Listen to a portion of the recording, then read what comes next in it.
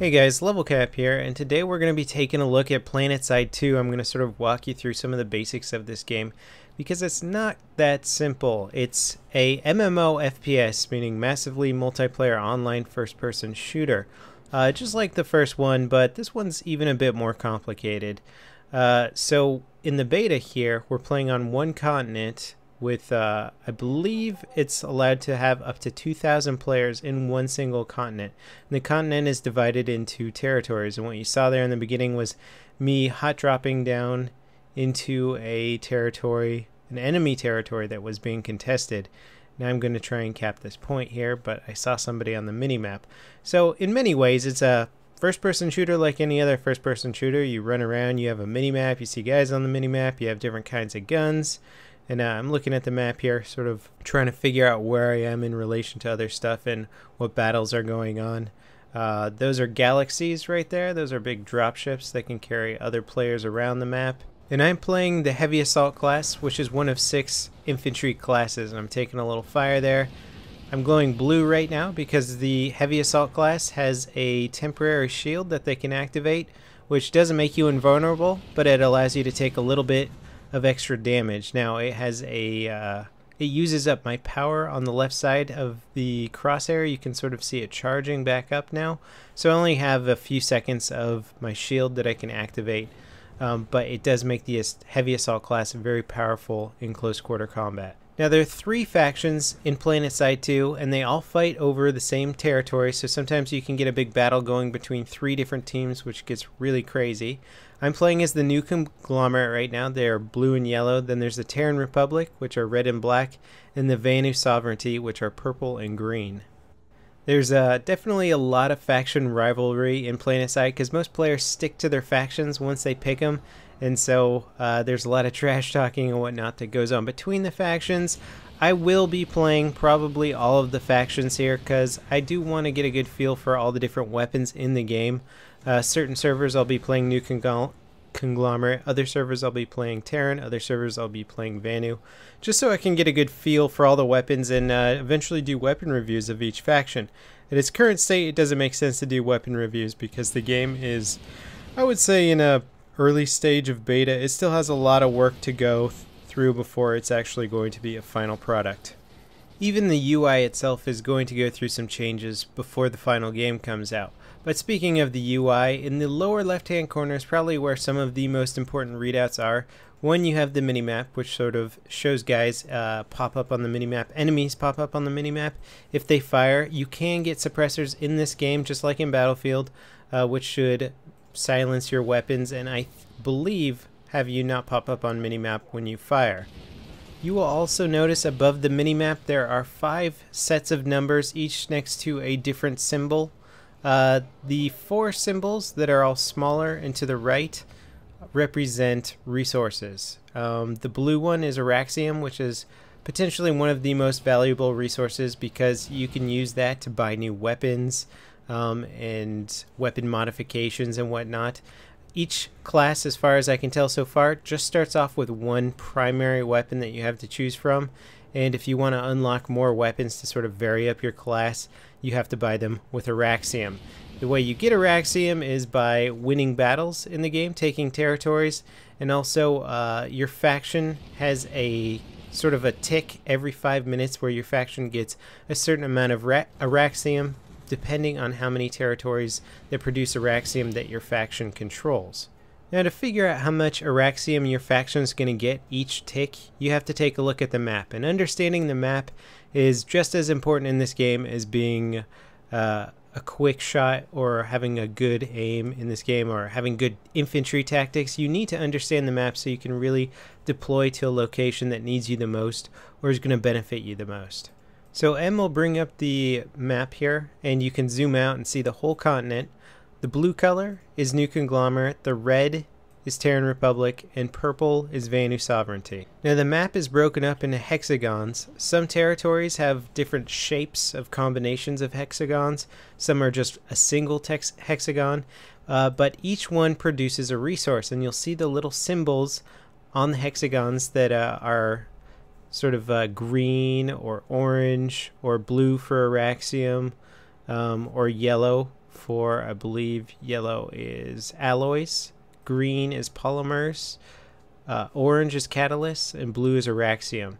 And so each one of these little symbols on the territories here has a number below it.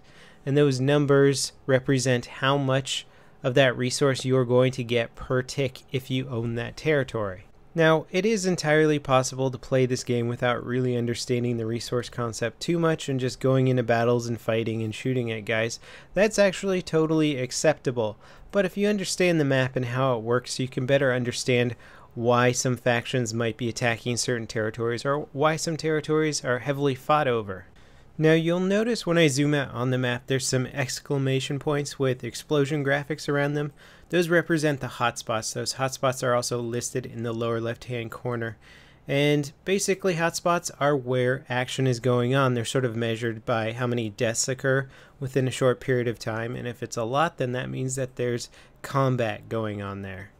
Now the cool thing about hotspots is not only do they tell you where the action is, but they also allow you to instant action into a battle. And the way you do this is you select a hotspot and you hit the instant action button.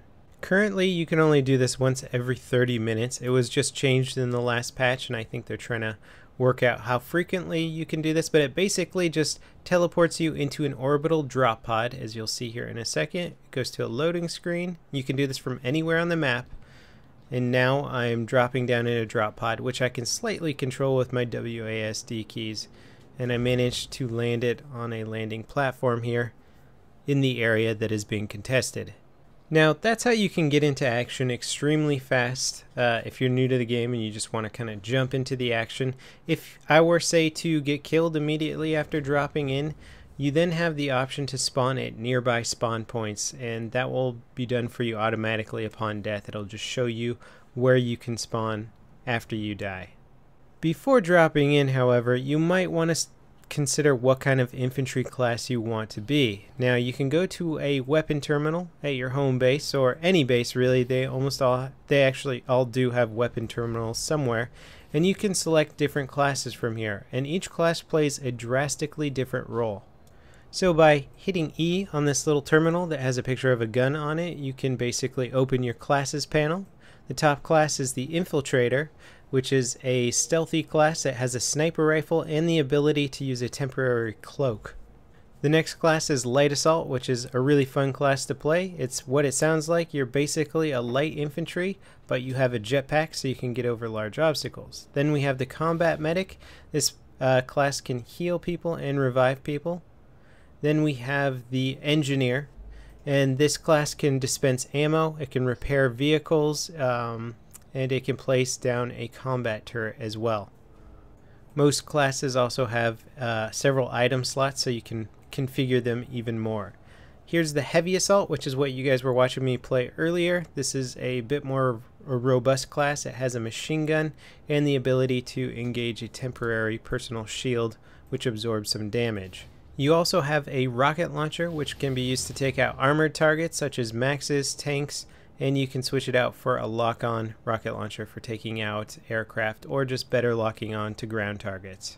Last but not least is the MAX, which stands for Mechanized Assault Exoskeleton. It's basically Planetside's version of the Iron Man suit, and this thing can carry some serious firepower. Right now I've got 2 grenade launchers mounted on it. You can put giant shotguns on this thing too. It can carry flamethrowers and a few other things. It's just a very beastie class that can really work through a lot of infantry. It just can't do much else other than shoot. It's also very slow, so it can be countered by some of the faster moving units, and Heavy Assault can do quite a lot of damage to them with their rocket launchers. Now each of these 6 classes can be further customized by bringing up your certifications. If you just go to your map and click on the little certifications button at the bottom, you can see up here each class has its own section, and if you go into those sections you'll find a whole bunch of unlocks for each one. Now there's many levels of certifications. Some certifications start out at level 1 and you can unlock them all the way to level 5 or level 7 depending on what they do. Sometimes certain certifications only have 1 level, like smoke grenades here. It's just 1 unlock, you get a smoke grenade. C4 has 2 unlocks. If you unlock the 2nd level, you can hold 2 things of C4. And And then each gun also has unlocks that you can get for it, like different sights, weapon attachments like foregrips, suppressors, laser sights, all that kind of stuff. Now the way you get certification points to spend on these things is by killing enemies, capturing bases, basically doing anything in the game that gives you experience. So it's really just experience turned into a currency that you can then spend on new perks for your classes. So now I've switched over to the in-game store, which is where you spend Araxium, that blue resource. Araxium can also be substituted for real money. So this is where the free-to-play model is basically going to function. For players who don't want to spend a ton of time getting the amount of Araxium that you need to unlock certain weapons, you can buy it with station cash. And that'll allow some players who just want to play casually to get some of the cooler guns or different guns in the game. Planetside, the Planetside dev team has really stressed that they're going to make this model not a pay-to-win model, but rather you're going to pay to get Araxium faster or pay to get some guns that are just going to give you a little bit more variety in how you choose to play the game. Now as for the other three resources, which I haven't explained yet, which is polymers, alloys, and catalysts, you can use those to buy vehicles at a vehicle terminal. Most wet bases have vehicle terminals of some sort. This up here is the Flash. It's a nice little ATV that allows you to get around fast. This is the Sunder, a LAV type troop transport, and it can be highly customized with different kinds of things like EMP for destroying landmines and other kinds of things. Then we have the Lightning tank, which is a very fast light tank, and it can shoot rounds very quickly. It's a fun little tank to drive with, but it's not highly armored and it doesn't pack the biggest punch. Then we have the Vanguard tank. Each faction has their own specific kind of tank. The Vanguard tank is the New Conglomerate's tank, and this thing is just the bread and butter weapon of the New Conglomerate. So in order to fund the vehicle purchases of your army, you have to have territories that bring in certain resources, and as you can see, this tank here takes 300 catalysts to purchase. So if I hit spawn now, it'll spawn the tank, but it's going to take 300 catalysts out of my resources. So now I only have 450 left over, but those will charge up with ticks from my empire. So as long as my empire controls a lot of territories with catalysts, I can then continue to buy tanks. Now some bases also have aircraft terminals. Large ones will have a Galaxy terminal, which is that large troop transport. Here's a little anti-grav lift, and if I stand on the purple one, it'll take me up and sort of spit me out in a direction at the top. And here's the airplane terminals, and I can go up to this terminal here, hit E, and you have the Reaver and Liberator. The Reaver is a faction-specific interceptor. Each faction has their own unique interceptor. And this is the Liberator here. This is a 3-person gunship, so you have the pilot, the guy who controls that big artillery cannon on the underside, and then you have a tail gunner for taking out enemy interceptors coming after you. Now having said all this, I've still only started to scratch the surface of all there is to know and do in Planetside. It really is a very large world. There's a lot of things you can do, and some of the more advanced tactics cover things like running with a Galaxy squad. That's what I'm flying right now, is this massive troop transport. It's just this really honking huge aircraft that can ferry around tons of infantry and act as a mobile spawn point. The spawning system in this game is complicated and is still going through a lot of changes, so it doesn't exactly warrant a tutorial quite yet, but there's plenty of more stuff I want to cover in future videos, and I also want to show you guys some of the things that Planetside is really well known for, which is massive infantry combat. When bases are under siege and there's hundreds of people defending and hundreds of people attacking at the same time, it's really a sight that you won't see in any other video game.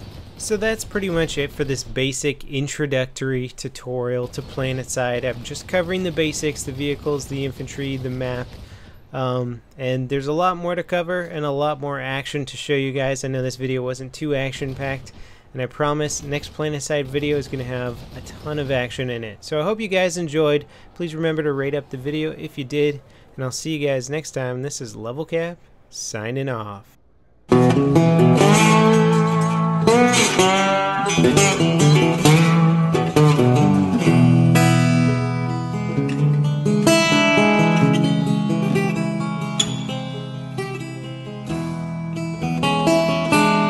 you.